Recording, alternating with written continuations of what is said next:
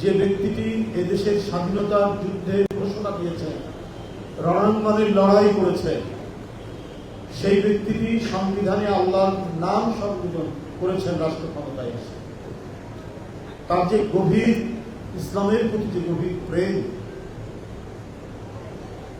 সেটা তার রাষ্ট্রীয় কর্মকাণ্ডের সাথে যখন জড়িত, সেটা তিনি ফুটিয়ে তুলেছেন। যে 90-92 মুসলমানের দেশ, এখানে মুসলিম সংস্কৃতির কোনো প্রতিফলন থাকবে না।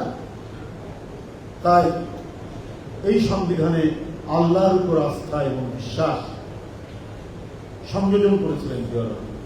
যে কথা আমাদের আলিম সাহেব এখানে বলেছেন সত্য কথা, অথচ এটা তুলে দেওয়া হয়েছে। আল্লাহর নামটাই টার্গেট করা হয়েছে, তুলে রাখা যাবে না। নিশ্চয়ই কাউকে খুশি করার জন্য, কোন শক্তিকে সন্তুষ্ট করার জন্য এটা করা হয়েছে। যে আমাদের যে সংবিধান, আমাদের যে রাষ্ট্রের মানে যেটা চালনা শক্তি, সেইখান থেকে আল্লাহর উপর আস্থা এবং বিশ্বাসকে তুলে দেওয়া, এটা যে গভীর চক্রান্ত এবং তৎকালীন সরকারের যারা আন্তর্জাতিক প্রভু, তাদেরকে খুশি করার জন্য যে প্রচেষ্টাটা নেওয়া হয়েছে, সেটা নিঃসন্দেহে আমরা বলতে পারি এই কাজগুলো করা হয়েছে।